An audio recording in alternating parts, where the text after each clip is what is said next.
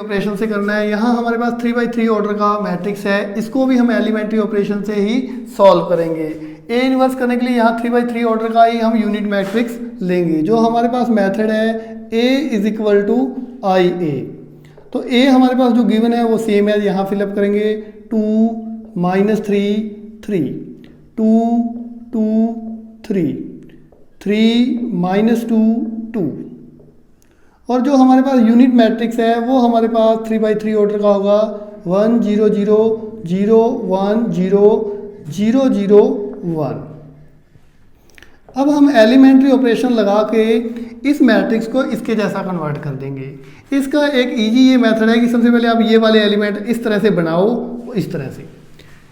सबसे पहले हमें क्या करना है, यहाँ क्या बनाना है, 0 बनाना है। तो हमने R2 में चेंज किया R2 - R1। यदि मैं इसमें से इसको सब्ट्रैक्ट कर देता हूँ तो ये 0 हो जाएगा।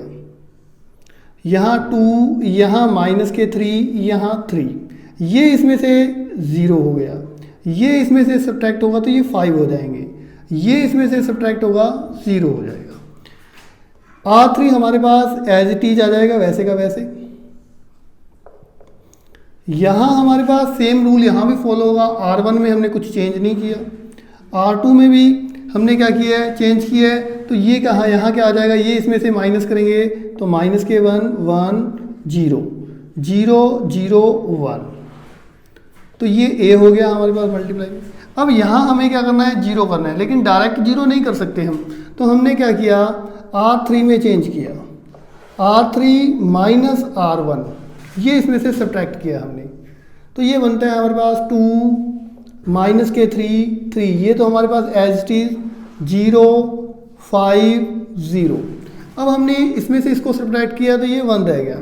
ये इसमें से सब्ट्रैक्ट किया तो ये +1 आ गया हमारे पास। ये हमारे पास इसमें सब्ट्रैक्ट करेंगे तो ये वैल्यू -1 आ जाएगी हमारे पास। यहाँ हमारे पास 1 0 0, ये तो एज इट इज वैसे का वैसे। यहाँ हमारे पास -1 1 0। अब हमने ये इसमें से माइनस किया है तो ये -1, ये 0, ये 1, ये इंटू में हमारे पास A आ गया। अब हमारे पास क्या है, यहाँ क्या आना चाहिए, 1 आना चाहिए। तो हमने क्या किया, इसके अंदर से इसको माइनस किया। R1 में चेंज R1 - R3, ये इसमें से सब्ट्रैक्ट कर दिया। तो ये वैल्यू हुई हमारे पास 1, ये हमारे पास हो गए -4, ये इसमें हो गए, ये हो गए +4। R2 हमारे पास बिल्कुल एज इट इज वैसे की वैसी 1 1 -1। सेम रूल हम यहाँ फॉलो करेंगे। R1 में इसको सब्ट्रैक्ट किया, ये हो जाएगा 2, यहाँ हमारे पास 0, यहाँ हमारे पास -1 1 1 0 -1 0 1। यहाँ तक हमारे पे एक फर्स्ट थोड़े से एलिमेंट क्रिएट हो चुके हैं। अब देखो इसको हमें करना है 0। तो हमने क्या किया, R3 में चेंज R3 - R1, तो हमने इसमें से इसको सब्ट्रैक्ट किया तो यहाँ हमारे पास R1 तो एज इट इज आ जाएगा 1 -4 4 0 5 0।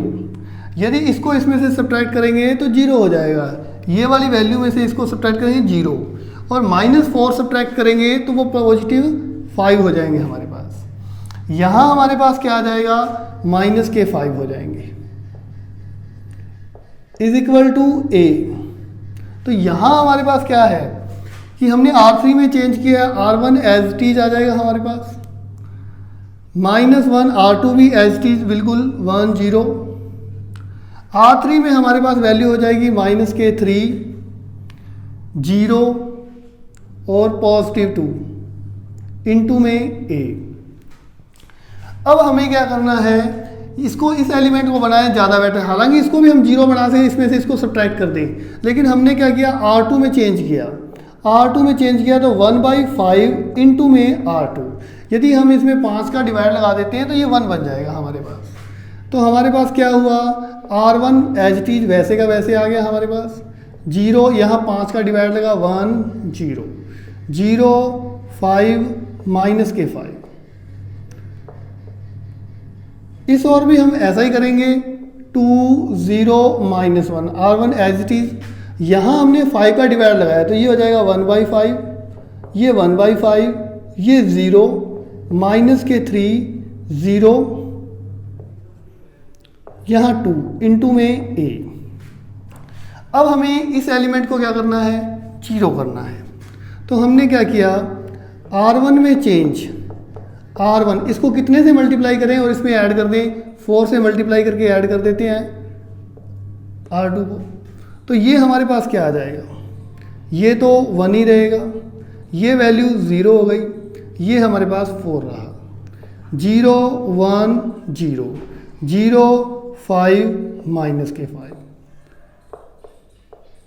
R1 में चेंज क्या होगा, यहाँ हमने 4 का मल्टीप्लाई किया है तो देखो इसमें फिलअप करते हैं, यदि हम वैल्यू 2 - 4/5 हो जाएगा तो ये वैल्यू हमारे पास क्या आ जाएगी, 5 2 जा 10 -4 6/5 आ जाएगा।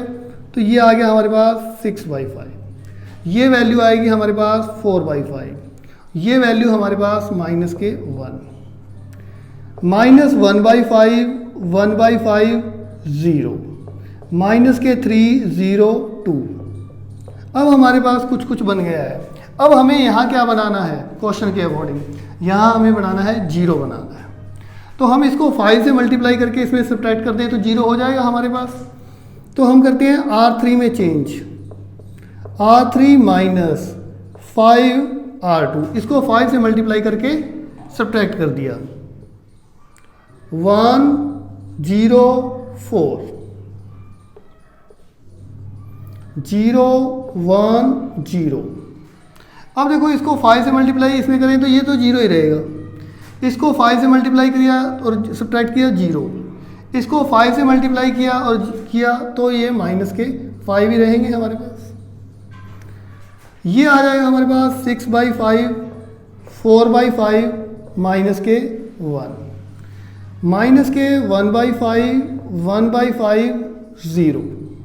अब देखो यहाँ हमने R2 में -5 का मल्टीप्लाई किया है तो ये पॉजिटिव 1 हो जाएगा और इसमें हमारे पास क्या आ जाएगा, माइनस के 2 आ जाएंगे। यहाँ हमने -5 का मल्टीप्लाई किया है तो ये वैल्यू आ जाएगी मेरे पास माइनस के 1, और यहाँ कुछ भी मल्टीप्लाई करें वो तो 0 ही होना है, इंटू में a। अब देखो यहाँ इतने एलिमेंट प्रिपेयर हो चुके हैं, अब हमारे पास यहाँ कितना आना चाहिए, यहाँ हमारे पास क्या आना चाहिए, क्वेश्चन के अकॉर्डिंग 1 आना चाहिए। तो 1 आने के लिए हमने क्या किया, R3 में डिवाइड किया, R3 में चेंज -1/5 इंटू में R3।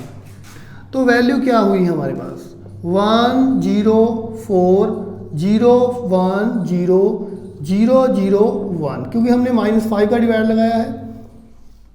यहाँ हमारे पास R1 एज इट इज आ जाएगा, R2 भी बिल्कुल एज इट इज। यहाँ हमने -5 का डिवाइड है तो पॉजिटिव 2/5, यहाँ पॉजिटिव 1/5 और यहाँ हमारे पास नेगेटिव 2/5। ये हमारे पास इतनी मैट्रिक्स प्रिपेयर हो चुकी है। अब लास्ट एलिमेंट जो बचा है हमारे पास यहाँ करना है 0। तो क्या करें हम इसके अंदर, R1 में चेंज करते हैं हम, R1 में चेंज 4 इंटू में R3, इसको हम 4 से मल्टीप्लाई करके इसमें से सब्ट्रैक्ट कर दें तो 0 हो जाएगा हमारे पास। तो ये 1 0 0 0 1 0 0 0 1। तो ये हमारे पास आई मैट्रिक्स प्रिपेयर हो गया। इस और जो हम करेंगे तो उसमें हमें क्या करना है, कितने से मल्टीप्लाई करना है, -4 से।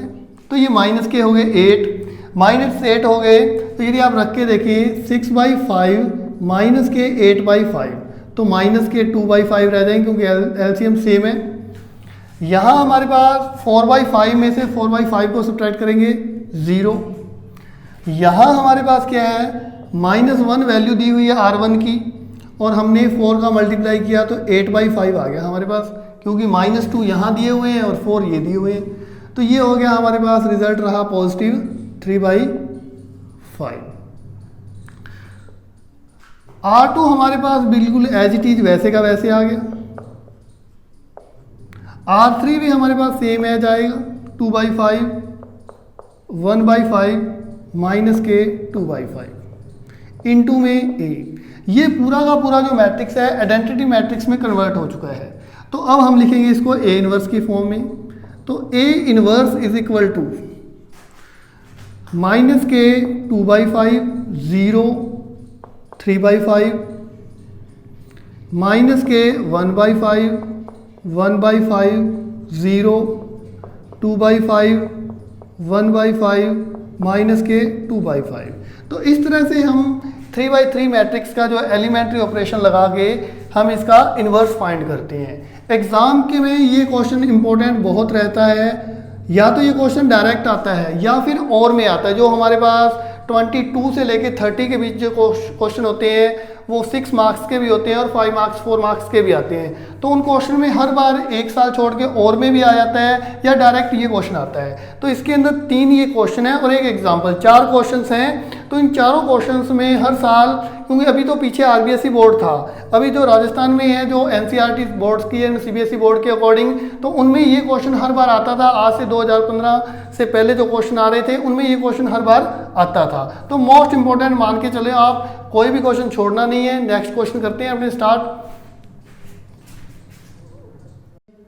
3.4 का क्वेश्चन नंबर 17 करेंगे। ए इनवर्स है, ये हम एलिमेंट्री ऑपरेशन से ही इसको सॉल्व करेंगे। इस एक्सरसाइज का एक 16 क्वेश्चन आपको मैंने खुद प्रैक्टिस के लिए छोड़ दिया है। 15 इससे पहले करवाया हुआ है और 17 अब कर रहे हैं हम। A is equal to I A, elementary operation से करना है। ये हमारे पास 3/3 का मैट्रिक्स है। 2 0 -1 5 1 0 0 1 3। यहाँ हमारे पास जो यूनिट मैट्रिक्स है वो होता है 1 0 0 0 1 0 0 0 1। ये 3/3 का हमारे पास एक यूनिट मैट्रिक्स होता है। अब हम इसके अंदर एलिमेंट्री ऑपरेशन लगा के यहाँ पहले 1 बनाएंगे, फिर इन एलिमेंट को सॉल्व करके इस पूरी मैट्रिक्स को हम इसके जैसा जनरेट करेंगे। तो हमने क्या किया, R1 में चेंज किया। R1 में हमारे पास देखो यहाँ 1 आना चाहिए, तो हमने क्या किया 1/2 की डिवाइड कर दिया इसके अंदर R1 में। तो हमारे पास जो R1 बना वो बना 1 0 -12 5 1 0 0 1 3। इस और भी हम सेम एज R1 में डिवाइड लगाएंगे। 1/2 0 0 0 1 0 0 0 1 इंटू में हमारे पास A। नेक्स्ट टाइम हमें इसको क्या करना है, 0 करना है। तो हमने R2 में चेंज किया। R2 में चेंज R2 माइनस 5R1, इसको 5 से मल्टीप्लाई करके इसमें से सब्ट्रैक्ट कर दिया। तो हमारे पास क्या आ जाएगा, R1 एज इट इज आ जाएगी वैसे की वैसी। इसको हमने 5 से मल्टीप्लाई करा तो ये 0 हो जाएगा। इसको 5 से मल्टीप्लाई किया और सब्ट्रैक्ट किया 1 ही आ जाएगा।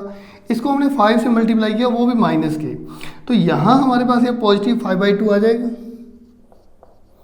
यहाँ हमारे पास 0 1 3। R1 हमारे पास एज इट इज वैसे की वैसे आ जाएगी। यहाँ हमने 5 का मल्टीप्लाई किया है तो ये हो जाएगी हमारे पास वैल्यू माइनस के 5/2। यहाँ हमारे पास 1, यहाँ 0 0 0 1। अब हमारे पास नेक्स्ट क्या है कि अब हमें इसको 0 करना है। तो हमने इसको इसमें से सब्ट्रैक्ट कर दिया। R3 में चेंज R3 माइनस R2, ये इसमें से सब्ट्रैक्ट कर दिया। तो हमारे पास क्या आ जाएगा,